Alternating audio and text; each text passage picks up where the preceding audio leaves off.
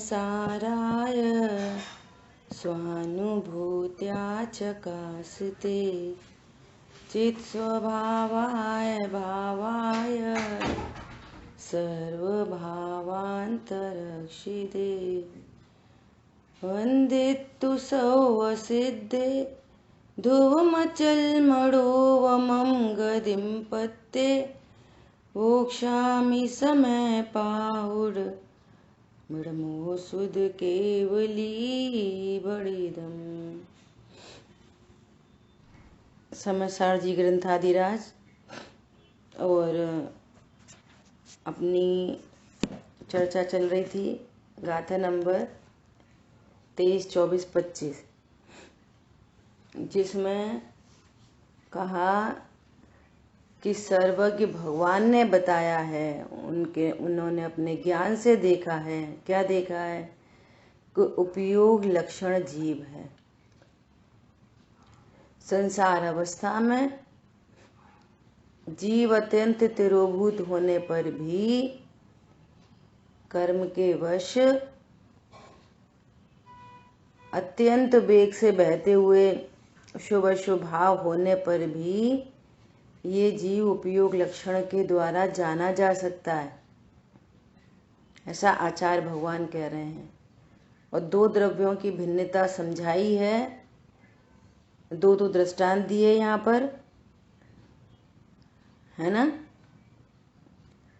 और आचार्य भगवान ने कहा कि जड़ चेतन का कभी भी नहीं हो सकता, कभी नहीं हो सकता। तो तू कैसे कहता है कि ये पुद्गल द्रव्य मेरा है? इतनी अपनी चर्चा हुई थी।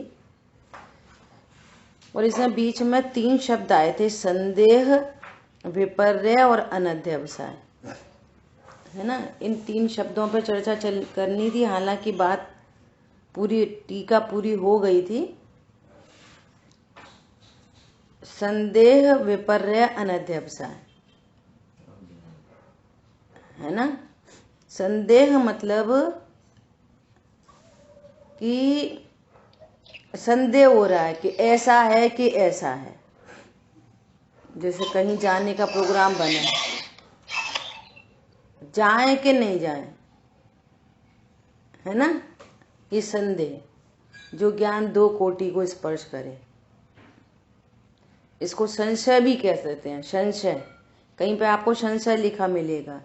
संशय, विपर्य, अनध्यवसाय, है ना। निर्णय नहीं कर पा रहे कि ऐसा है कि ऐसा है, तो उसको कहते हैं संशय। मैं जीव हूं कि मैं शरीर हूं, संशय हो रहा है ना। भूषण प्रकाशक जी में टोडरमल जी ने दृष्टांत दिया चांदी और सीप का। सीप होती है ना, समुद्र में पाई जाती है, बाहर किनारे पे पड़ी है सीप।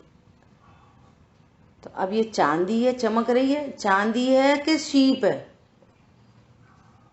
तो ये संशय है ना। विपर्य किसे कहना है? तो सीप। और क्या बोल रहे हैं? तो ये तो चांदी ही है, मतलब वहां पे कोई शंका की गुंजाइश नहीं है, वो तो एकदम विपरीत ही मान रहा है। इसको कहते हैं विपर्य। ये तो शीप, ये तो चांदी है, ऐसे विपर्य। और अनध्यवसाय, अब होगा कुछ, हमें क्या करना है? पॉइंट समझ में आया? ऐसे आत्मा के बारे में, मैं देह हूं कि मैं आत्मा हूं, कोई निर्धार नहीं कर पा रहे, तो इसको कहते हैं संशय। अरे आत्मा आत्मा कुछ नहीं होती, हम तो शरीर ही हैं, मतलब कोई गुंजाइश ही नहीं सोचने की। ये अज्ञान के दोष हैं। ये बहुत सारे अभी आगे आएंगी चर्चा। निशंकपने शरीर रूप अनुभव करता है, निशंकपने, हाँ हम तो शरीर ही हैं, ये विपर्य है ना। अब क्या करना हमें आत्मा से, शरीर से? होंगे कुछ, अपन तो पूजा पाठ करो, व्रत करो, संयम करो, मनुष्य बन जाओ बस, अच्छे मनुष्य। क्या करना, सबसे अच्छे बोलो। कहाँ भगवान? पहले आदमी तो बन जाओ। कौन समझ में आ रहा है? ये 3 शब्दों के अर्थ करने थे, संशय, विपर्य, अनध्यवसाय। ये क्या है? ये कह रहे हैं कि ये मिलाकर खाने वाले स्वभाव को तू छोड़। और जो भेद विज्ञानी पुरुषों ने, केवल ज्ञानी परमात्मा ने, ये संशय, विपर्य, अनध्यवसाय, ये अज्ञान, ये ज्ञान के दोष हैं। सो ये अज्ञान रूप होते हैं तीनों परिणाम। इतनी चर्चा अपने को करनी थी। ठीक है, क्लियर हो गया? शांतनु, संशय, विपर्य और अनध्यवसाय। संशय मतलब 2 कोटि को स्पर्श करे, ऐसा है कि ऐसा है, संशय बना रहे। विपर्य मतलब अपोजिट ही मान रहा है, तो पक्का अपोजिट ही है। मैं आत्मा नहीं, मैं तो शरीर ही हूं। वो अनध्यवसाय मतलब अनिर्णीत। अनध्यवसाय का एक शब्द में बोले अनिर्णीत ज्ञान। वो निर्णय करना भी नहीं चाहता, होगा कुछ ऐसा। अपन को क्या है, जाएंगे सो वहां चले जाएंगे, मरेंगे सो मर जाएंगे। समझ आ रही बात? पता है नरकों में जाओ, अब जाएंगे सो चले जाएंगे। ये अनध्यवसाय। वो ज्ञान उठ नहीं पाता, निर्णय करने में समर्थ नहीं हो रहा। क्लियर हो गई सबको? बोलो कौन रिपीट करेगा तीनों बातें?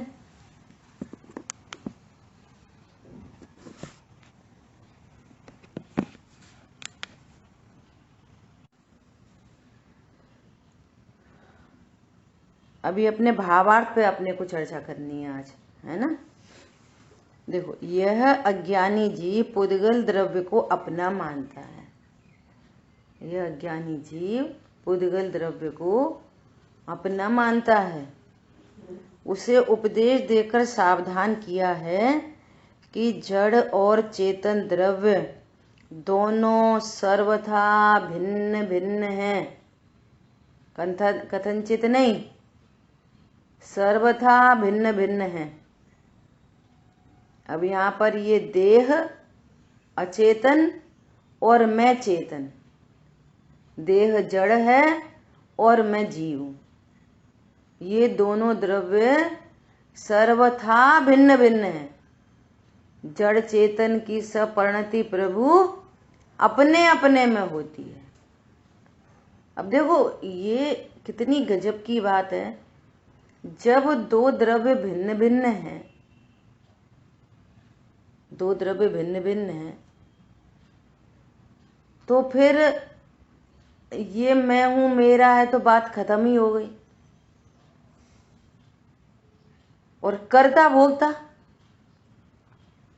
ये भी खत्म हो गई। मैं शरीर नहीं हूं तो शरीर का कर्ता हूं कि नहीं? बोलो, शरीर का कर्ता हूं।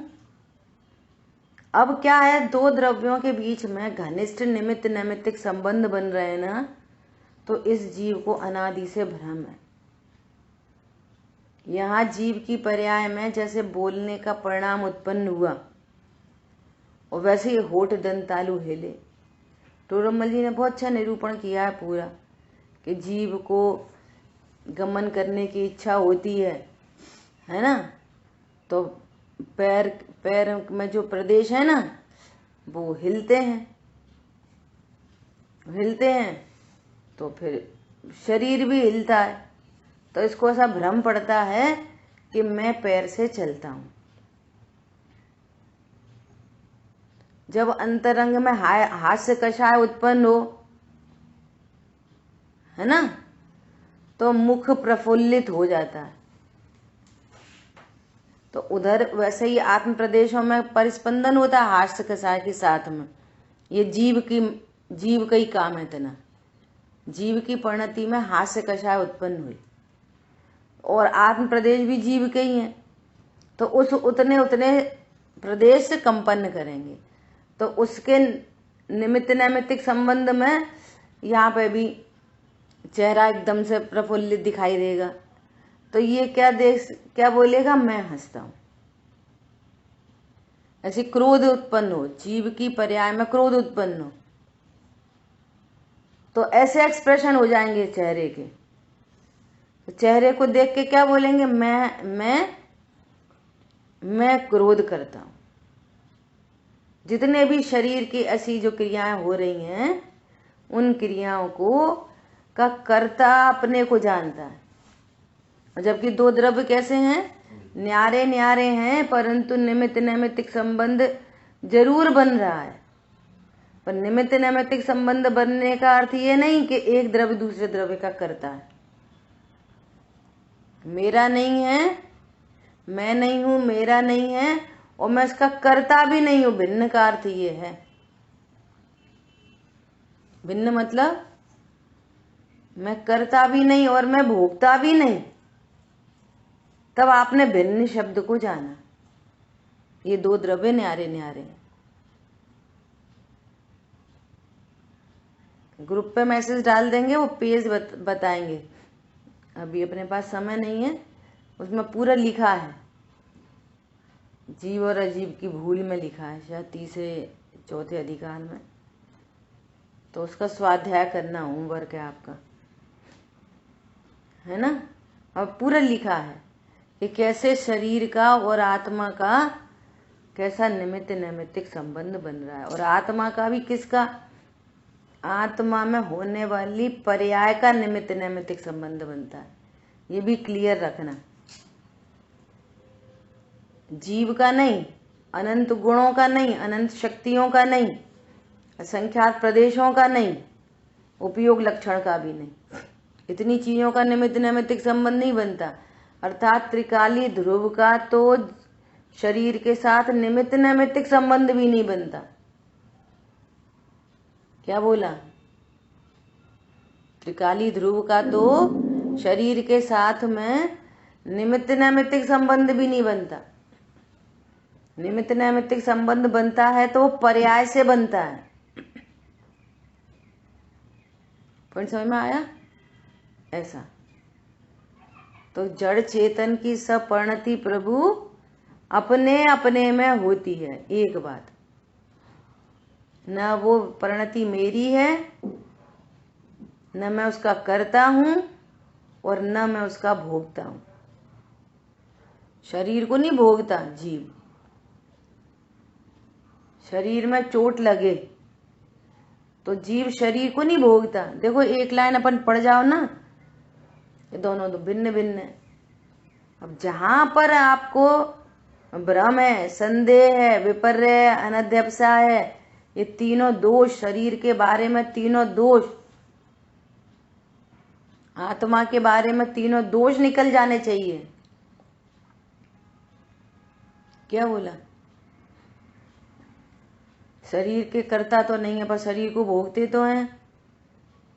चोट लग जाए तो दुख होता है कि नहीं होता, बोलो।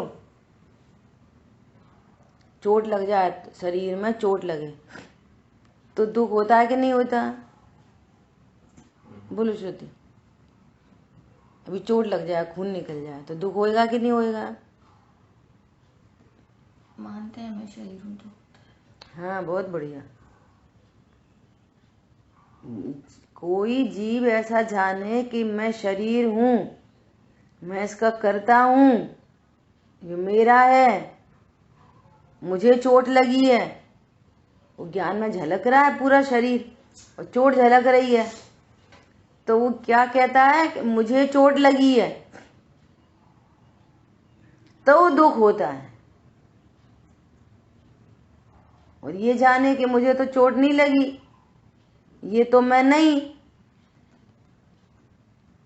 देखो तो सिंपल सा एग्जाम्पल है। बालकनी में आप खड़े हो और गाड़ी दिख रही है और बच्चों ने गाड़ी में पत्थर से ठोक रहे हैं, और देखते से ही दुख होता है, क्रोध उत्पन्न होता है। ए बच्चे क्या कर रहे हो, हटाओ हटाओ। पत्नी आई, पत्नी बोली क्यों गुस्सा कर रहे हो, देखो बच्चे कितने शैतान है, गाड़ी को खराब कर रहे हैं। देखो अपनी गाड़ी देखो बोरी, कंफ्यूज हो रहे हो आप तो। अपनी गाड़ी सुरक्षित है, अपनी गाड़ी में कुछ नहीं हो रहा, ऐसा जानते से ही क्या हुआ, शांति हुई। ऐसे ये शरीर अपनी गाड़ी नहीं है और शरीर को अपनी गाड़ी जाना तो दुख हुआ। तो दृष्टांत एकदम सटीक है। अपनी गाड़ी तो सुरक्षित है एकदम, दूसरी गाड़ी को अपना जाना तो दुख हुआ। ऐसे शरीर मेरा है तो दुख उत्पन्न होता है। अब देख लो। गाड़ी को, शरीर को अपना जानना, गाड़ी को अपना जानना तो उसमें नुकसान हुआ तो दुख हुआ, लेकिन द्रव्य में कुछ नहीं हुआ। किसमें कुछ नहीं हुआ, द्रव्य में कुछ नहीं हुआ। कौन से द्रव्य में, द्रव्य आप परिणाम जीव द्रव्य में। हाँ है अभी तो दो द्रव्य में या ध्रुव है, ध्रुव में कुछ नहीं हुआ, ध्रुव में भी कुछ नहीं हुआ। पर्याय में विरोध तो होता है दुख का, गाड़ी ठुकी या तो दुख हो गया, लेकिन ध्रुव, मेरे ध्रुव जो है वो उससे निरपेक्ष है। नहीं अभी तो नहीं, अभी तो दो द्रव्यों की भिन्नता बता रहे हैं। ध्रुव में भी कुछ नहीं हुआ, मेरी पर्याय में भी कुछ नहीं हुआ। नहीं, अपना मानने से हाँ, अपना नहीं माने, एकदम डिफरेंट माने के ये जीव अलग, द्रव्य अलग है, ये अलग है ना। जब ऐसा हमारा सिद्धांत हो गया है ना, तो कुछ भी होता रहे, उसमें तो पर्याय में भी कोई मतलब नहीं है ना। जो पर्याय हो रही है, जो उससे जुड़ रही है, वो इसलिए जुड़ रही है कि उसमें अपनापन है। अपनापन नहीं हो तो जुड़े नहीं। देखो पहले तो ये जुड़े शब्द एकदम डिक्शनरी से हटाओ, जुड़े, क्योंकि आपको है ना ये जुड़ा शब्द मिलेगा बहुत बहुत लोगों के द्वारा, और जुड़ना मतलब कंफ्यूजन। तो जुड़े शब्द क्या होता है, जुड़े मतलब अभी तो बात ये चल रही है कि दो द्रव्यों की भिन्नता, अभी त्रिकाली ध्रुव की बात नहीं आई, अभी तो बिल्कुल सिंपल तरीके से दो द्रव्य की भिन्नता। जीव द्रव्य न्यारा है पूरा, उसका द्रव्य गुण पर्याय पूरा द्रव्य, और पुद्गल द्रव्य न्यारा है पूरा, उसके द्रव्य गुण पर्याय, उसका स्कंद। जो शरीर है ना, अनंत पुद्गल परमाणुओं का स्कंद है। तो इसको अपन एक से ट्रीट कर रहे हैं। एक शरीर है, अनंत पुद्गल परमाणुओं का पिंड है ना। तो बात ये चल रही है कि यदि शरीर में कुछ होता है और तो मेरे में कुछ नहीं होता, तो मेरे में कहाँ पर, न मेरे द्रव्य में कुछ हो रहा, न मेरे गुणों में कुछ हो रहा, न मेरी पर्याय में कुछ हो रहा, तीनों में कुछ भी नहीं होता।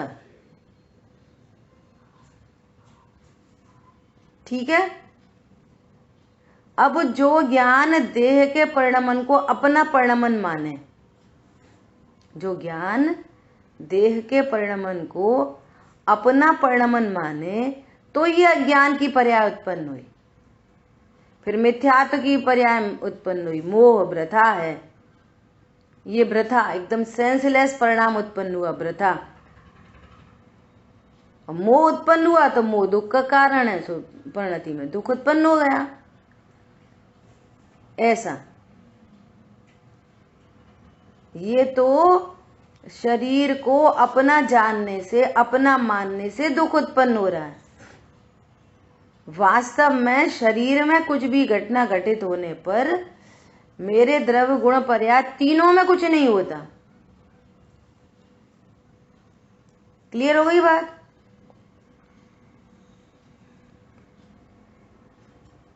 हेलो। क्या हो?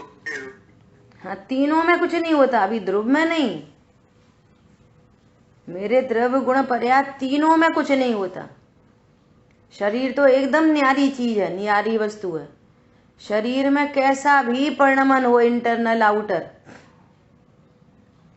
किडनी डैमेज हो जाए कि लंग्स डैमेज हो जाए कि हार्ट डैमेज हो जाए कि ब्लड प्रेशर हो जाए कि हेडेक हो जाए, मेरे में ब्लड नहीं है तो प्रेशर कैसा, समझ आ रही बात? हेड मेरा नहीं है तो एक कैसा,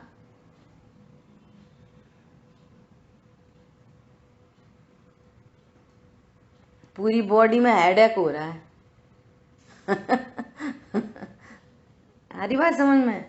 ये कहना चाह रहे हैं कि जब आपको भिन्न, अभी देखो अब प्रैक्टिकल अप्रोच कैसे होएगी, अपन वेद ज्ञान कर रहे हैं ना, तो अब मान लिया सच में कोई चोट लग गई पैर में और उस संबंधी उधर लक्ष्य जा रहा है ना, लक्ष्य जा रहा है तो दुख हो रहा है, दर्द होने लगा, तो दर्द शरीर में तो हो नहीं रहा, दर्द तो चारित्र गुण की विकारी पर्याय है।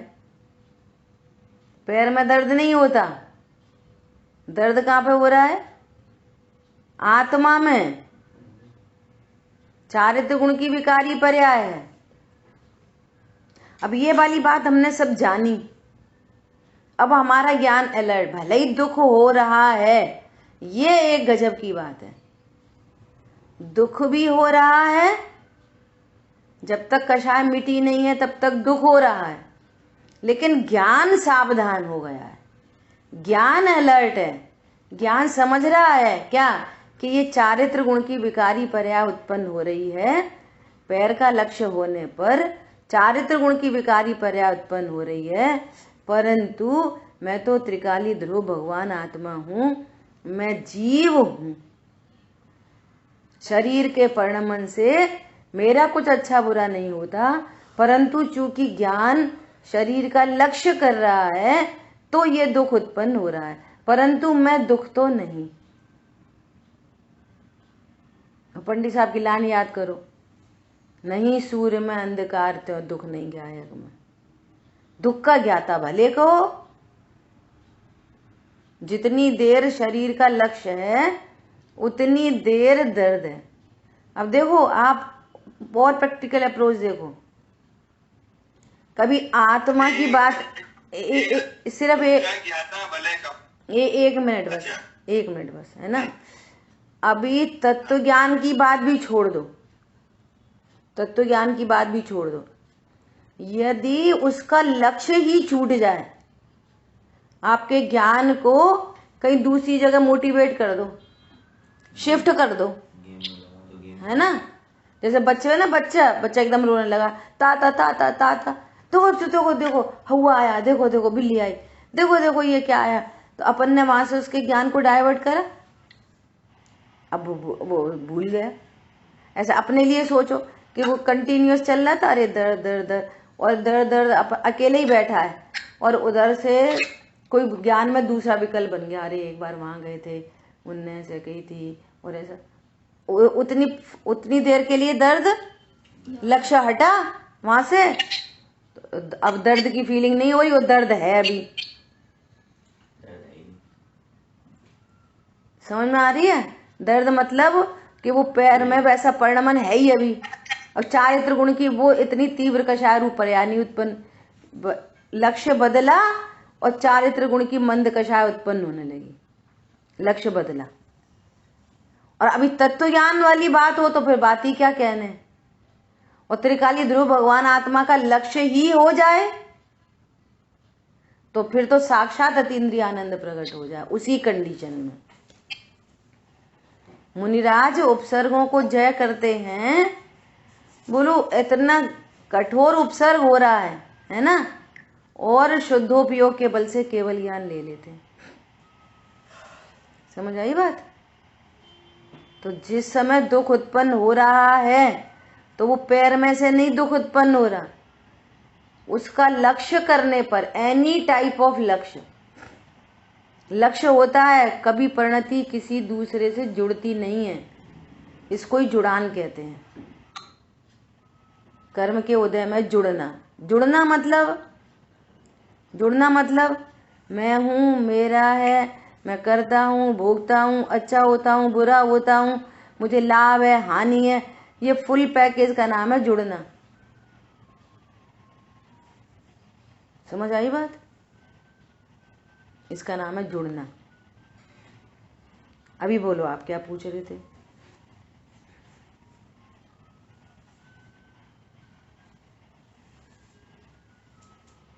बोलिए, कुछ पूछ रहे थे आप?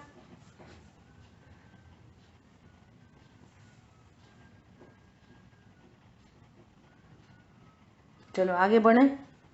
तभी क्या कह रहे हैं कि देह का परिणमन मेरा परिणमन नहीं, इसका अर्थ है जड़ चेतन भिन्न भिन्न। अब ज्ञान भेद ज्ञान की प्रोसेस में आ रहा है ना, शरीर का परिणमन मेरा परिणमन नहीं।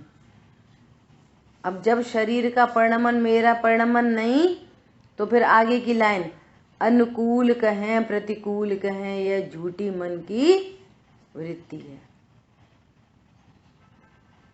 अब जो चीज मैं नहीं हूं, मेरी नहीं है, मैं उसका करता नहीं हूं, उसका भोगता नहीं हूं, फिर अनुकूल प्रतिकूल की बात कहां से आ गई? पर समझ में आ रहा है? अब पैर में चोट लगे तो प्रतिकूल है, और पहले से थोड़ा गोरा हो जाए तो अनुकूल है। चेहरे पे दाग पड़े आए तो प्रतिकूल है। बोलो, अनुकूल है? शरीर की कोई भी क्रिया अनुकूल है कि प्रतिकूल है मेरे लिए? ना अनुकूल है ना प्रतिकूल है। अनुकूल भी नहीं है, प्रतिकूल भी नहीं है। और सुनना ध्यान से, परिणामों के सापेक्ष शरीर की क्रिया को शुभ अशुभ क्रिया कहा जाता है। परिणामों के सापेक्ष कहा जाता है। शरीर की क्रिया तो शुभ अशुभ होती ही नहीं। शरीर की क्रिया तो शरीर की क्रिया है, न वो शुभ क्रिया है ना अशुभ क्रिया है। जिस क्रिया के पीछे शुभ परिणाम हो तो वो शुभ क्रिया कहलाती है, जिस क्रिया के पीछे अशुभ परिणाम हो तो वो अशुभ क्रिया कहलाती है। शरीर की क्रिया न शुभ है ना अशुभ है। समझ में आ रही है?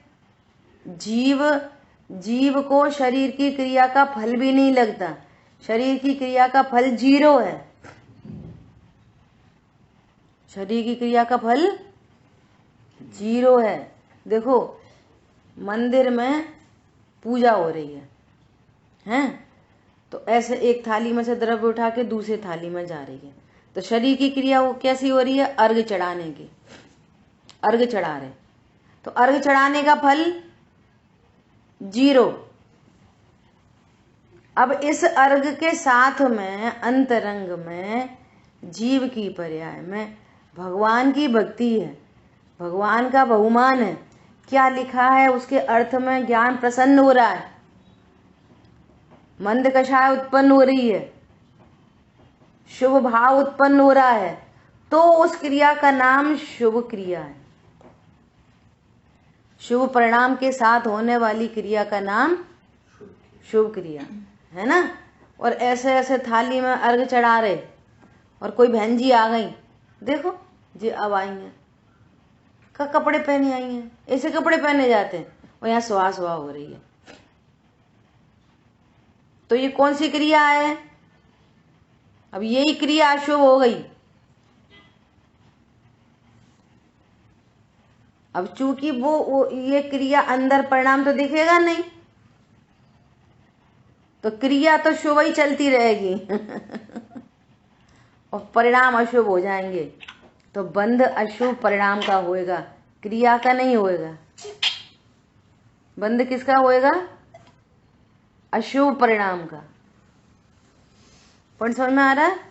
अभी थोड़े दिन पहले एग्जाम्पल दिया था, वो सुअर और शेर दोनों झगड़ा कर रहे हैं, शरीर की क्रिया कैसी हो रही है दोनों की?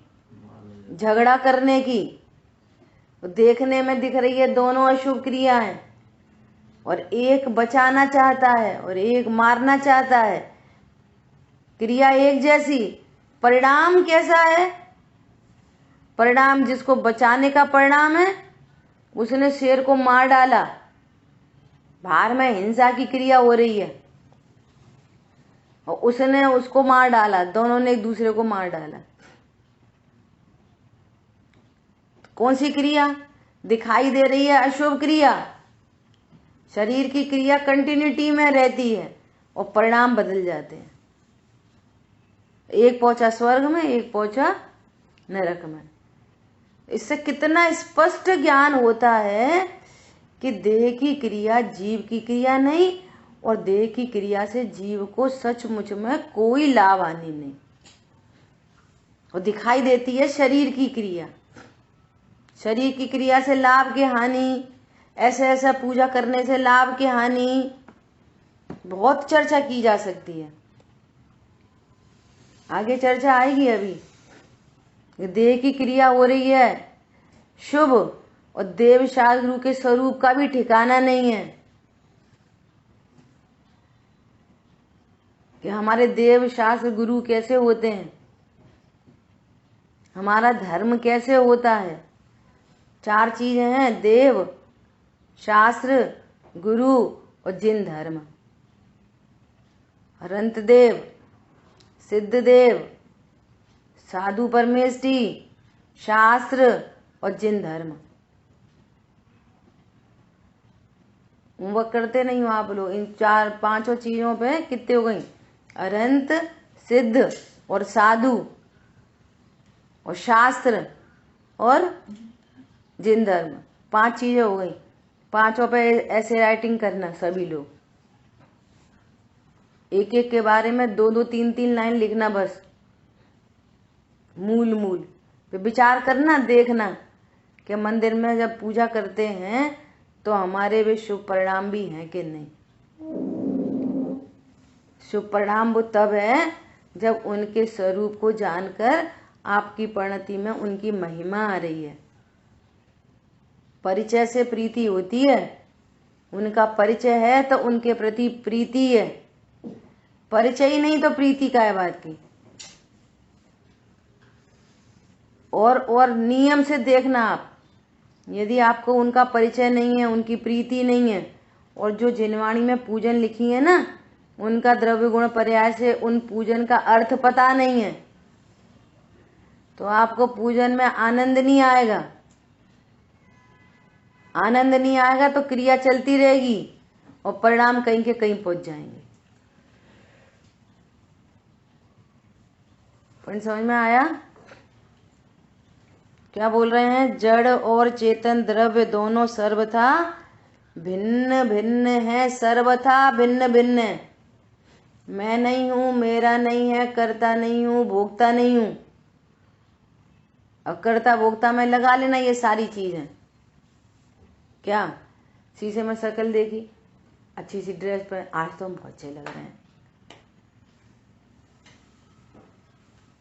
तो ये शरीर का भोक्ता हो गया।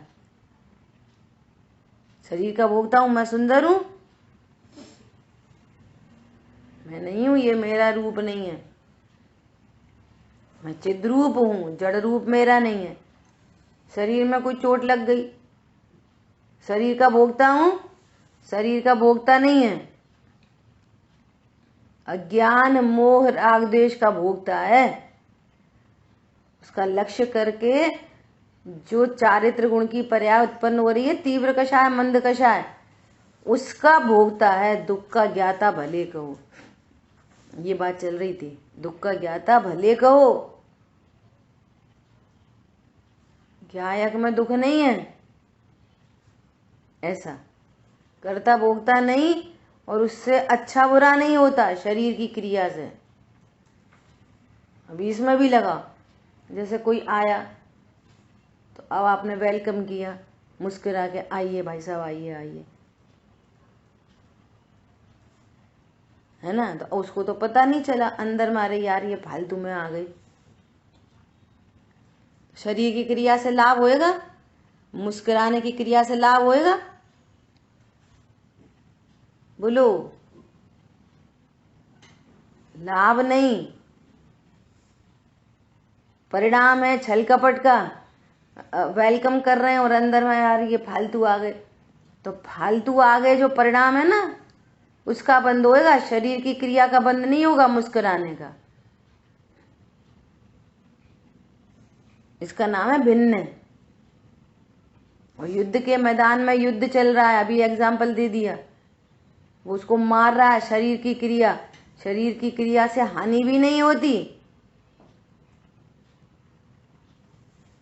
बचाने का परिणाम है, और शरीर की क्रिया मारने की हो रही है। तो शरीर की क्रिया से हानि नहीं होती। युद्ध का मैदान है, शरीर की क्रिया से हानि, ये मैं नहीं, मेरी नहीं, मैं करता नहीं, मैं भोगता नहीं, ऐसे निर्णय पूर्वक अनंतानुबंधी के अभाव की वीतरागता चल रही है, और शरीर की क्रिया में युद्ध हो रहा है। शरीर की क्रिया का फल 0, और वहां जो अप्रत्यक्षान संबंधी परिणाम है उसका बंद हो रहा है। और मिथ्या तो अनंतानुबंधी का नहीं हो रहा, तो अनंत संसार का कारण नहीं बन रहा। विचार करो, पानी छान के पिए और पानी छानने की क्रिया हो रही है, ऐसा लगा ना बहुत बहुत पैकेज है यहाँ पर। पानी छानने की क्रिया चल रही है और रूढ़ी से चल रही है, कोई परिणाम ही नहीं होते। अरे कोई जीव की विराधना नहीं हो जाए। अभी थोड़े दिन पहले पंडित साहब प्रवचन सुना था, पानी छान लिया और छा में क्या करना, छान लिया और छान के बिलछन हो गई, और वो छन्ना को कस के निचोड़ कर ऐसे ऐसे करके डाल दिया। हमें क्या मतलब जी मरे के जी हैं भैया। पानी छानना जिन धर्म नहीं है, जीवों को बचाना जिन धर्म है। जीवों की रक्षा का परिणाम उत्पन्न हो रहा है जब आप पानी छानने की क्रिया हो रही है, और उस समय रक्षा का परिणाम उत्पन्न हो रहा है, कोई जीव मरे नहीं। देखो कैसा अनाहारी स्वरूप है, ये पानी में पी सकता नहीं, फिर भी कैसा कर्म का बंध हो रखा है कि प्यास का परिणाम उत्पन्न होता है, भोजन बनाने का परिणाम उत्पन्न होता है, वो पानी के बिना चलता नहीं। तो पानी से क्रिया होनी पड़ रही है, परंतु अनंत जीवों का घात क्यों हो? मेरे से किसी जीव की विराधना नहीं हो। पानी तो मैं पी नहीं रहा, परंतु संयोग बन रहा है ऐसा सब करने का। तो फिर मेरे इस क्रिया में क्यों किसी जीव का घात हो? शरीर की क्रिया का फल 0, और परिणामों में लापरवाही है, अयत्नाचारी है, तो उसका बंध है। मतलब स्पष्ट भाषित हो रहा है कि जड़ और चेतन द्रव्य दोनों सर्वथा भिन्न भिन्न हैं। शरीर की क्रिया दिखाओ, हमने दान दिया, शरीर की क्रिया हो गई, रुपया से उठा के उधर दे दिया। अंतरंग में मान कषाय है। समझ में आ रही है? ऐसा तो कह रहे हैं, अनुकूल कहें प्रतिकूल कहें, यह झूठी मन की वृत्ति है, ये झूठी बात है ये एकदम। जब भिन्न है तो अनुकूल प्रतिकूल का प्रसंग नहीं, जब भिन्न है तो मेरा नहीं, जब भिन्न है तो करता नहीं, जब भिन्न है तो भोगता नहीं, और जब भिन्न है तो अनुकूल प्रतिकूल नहीं। पर समझ में आया? ये क्रिया अनुकूल है कि ये क्रिया प्रतिकूल है? अनुकूलता प्रतिकूलता का कोई प्रसंग नहीं, और लाभ नहीं और हानि नहीं। ये पुद्गल मेरे से भिन्न है। देखो क्या कह रहे हैं, कभी भी किसी भी प्रकार से एक रूप नहीं होते, कभी भी किसी भी प्रकार से एक रूप नहीं होते। कोई जीव एक इंद्री, दो इंद्री, तीन इंद्री नहीं होता। अनंत भगवान परम अवतारी शरीर वाले नहीं होते। आगे आ रही हैं, बहुत गजब गजब की गाथाएं आ रही हैं, बहुत शानदार। आगे गाथा आ रही है, अगली आ रही है 26 नंबर की गाथा। अगर आप ऐसा कहते हो कि आत्मा शरीर एक नहीं है, ऐसा कहते हो, तो हमने जितनी स्तुति भगवान की वो तो सब झूठी पड़ जाएंगी। ऐसी गाथा आ रही है। मुख चंद्र तय अमृत झरे, और भगवान का मुख होता नहीं, वो हम कह रहे हैं हे प्रभु आपके मुख से अमृत झरता है। कैसा है आपका परम औदारिक शरीर? सूर्य की कांति भी जिससे फीकी पड़ती है, आपके शरीर की कांति दसों दिशाओं को धोती है। ऐसे इस तरह से शरीर से, है ना, हम अनेकों प्रकार की स्तुति करते हैं भगवान की, आचार्य देव की स्तुति करते हैं, तो फिर ये स्तुति तो सब झूठी हो गई। आप कहते हो जीव शरीर नहीं है, भगवान का शरीर नहीं, हम शरीर की स्तुति कर रहे हैं, तो सबसे झूठी पड़ गई ना। ऐसा प्रश्न आएगा, फिर आचार्य देव उसका उत्तर देंगे। कौन समझ में आ रहा है? अरे कोई हाँ ना बोलते रहा करो। Okay okay. देखो क्या बोल रहे हैं, कभी भी किसी भी प्रकार से एक रूप नहीं होते, ऐसा सर्वज्ञ भगवान ने देखा है। सर्वज्ञ भगवान का हवाला दिया है, सर्वज्ञ भगवान ने अपने ज्ञान से देखा है।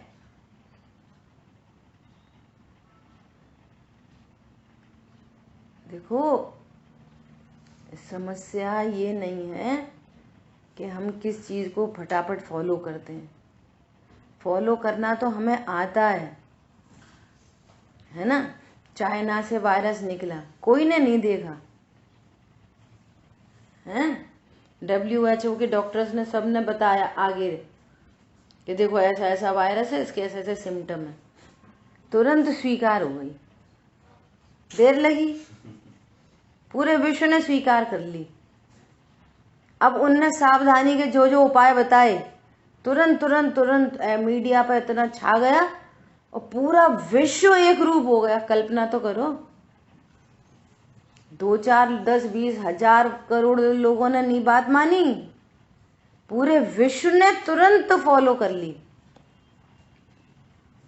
इसका मतलब क्या, फॉलो करवाना कोई बड़ी बात नहीं है।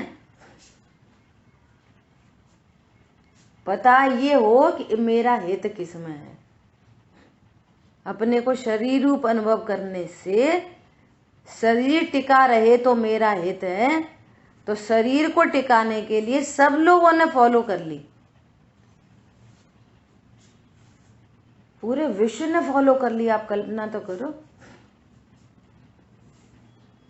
और जबकि परमार्थ ये है कि कोरोना से कोई नहीं मरा, ये परम सत्य है। कोरोना से कौन मरा? कोई नहीं मरा, जिसकी आयु कर्म थी वो मरा, कोई नहीं मरा एक बार। अच्छा, जो मरे नहीं, बीमार तो हुए बे, तो सुनो, जिसकी असाता थी बे बीमार हुए,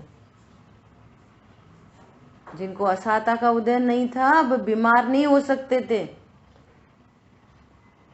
ये किसी को पता ही नहीं है। बोलो अपन कितने भाग्यशाली हैं, अपन को पता है।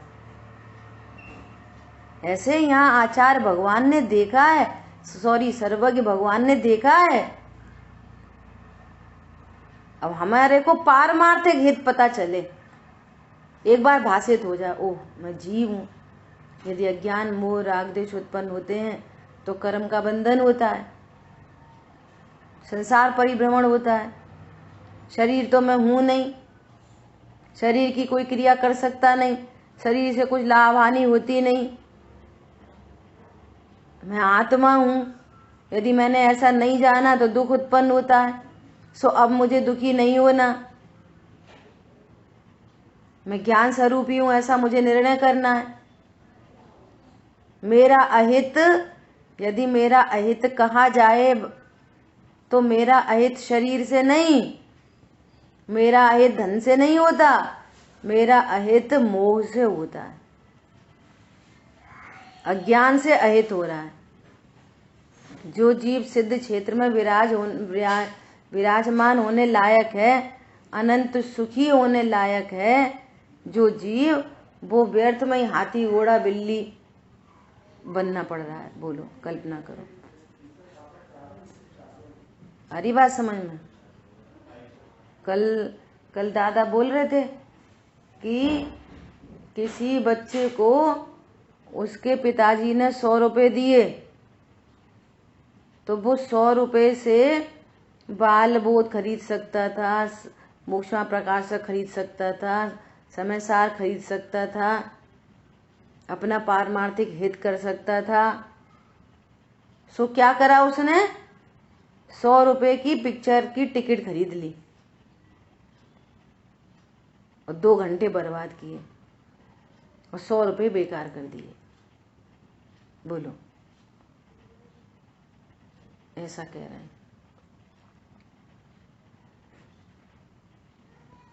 क्या करना चाहिए? ये जो हमें वर्तमान में समय शक्ति मिली है, इस शक्ति से क्या करना चाहिए? आगम का सेवन, युक्ति का अवलंबन, पर गुरु का उपदेश सुनना चाहिए, उपदेश, और स्वानुभव प्रत्यक्ष करो। तत्व निर्णय पूर्वक स्वानुभव प्रत्यक्ष, ये काम करने जैसा है। उस ज्ञान को खो रहे, ज्ञान की पूंजी को खो रहे हैं। हरी बात समझ में? क्या बोल रहे हैं? कभी भी किसी भी प्रकार से एक रूप नहीं होते, ऐसा सर्वज्ञ भगवान ने देखा है। ऐसा सर्वज्ञ भगवान ने देखा है।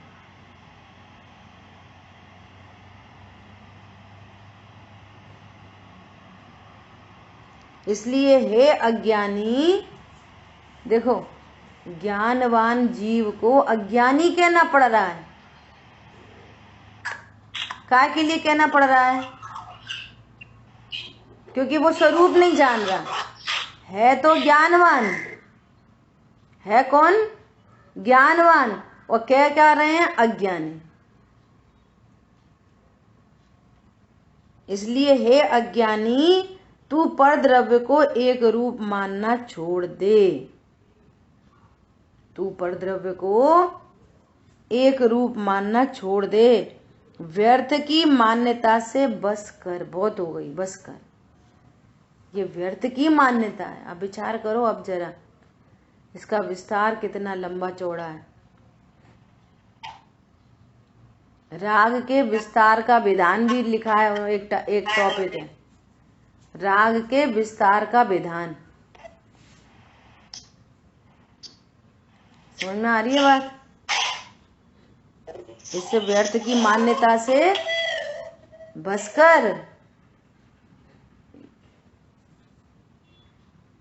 फिर अब उनने ऐसा कही, अब पत्नी को क्या करें, अब बच्चों को क्या करें, फिर वो ऐसा हो रहा, फिर वो वैसे हो रहा, फिर समाज को क्या करें, फिर मौसम को क्या करें।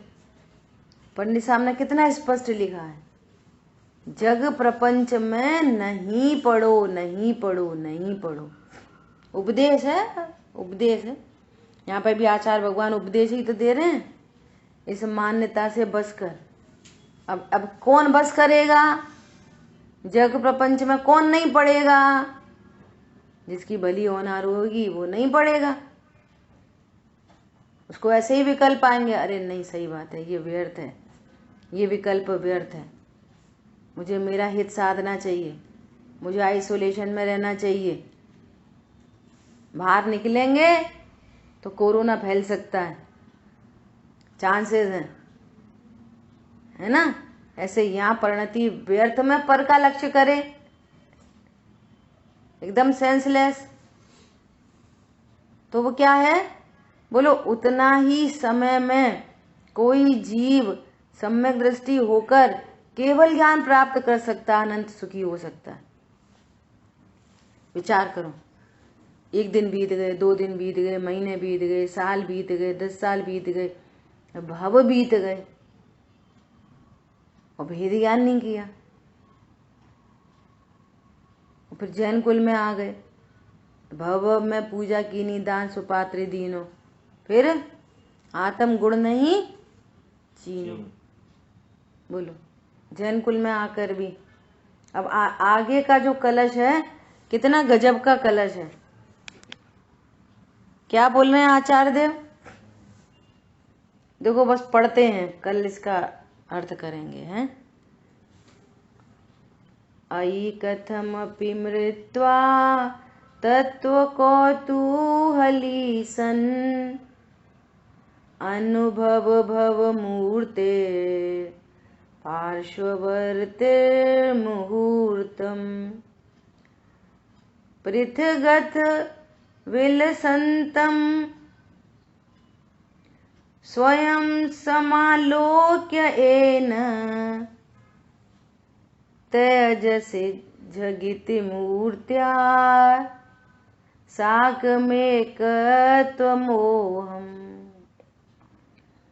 देखो क्या कह रहे हैं आचार्य भगवान, श्लोक का अर्थ पढ़ते हैं। यह कोमल संबोधन का सूचक अवयव है। आचार्य देव कोमल संबोधन से कहते हैं कि हे भाई, तू किसी प्रकार महाकष्ट से अथवा मरकर भी तत्व का कौतूहली होकर इस शरीर मूर्त द्रव्य का एक मुहूर्त 2 घड़ी पड़ोसी होकर आत्मा का अनुभव कर। क्या बोल रहे हैं? मरकर भी, एनी हाउ एनी कंडीशन, महाकष्ट होता हो तो भले हो, महाकष्ट से भी सिर्फ 2 घड़ी इस शरीर को अपना पड़ोसी होकर देख, अनुभव कर। पॉइंट समझ में आया?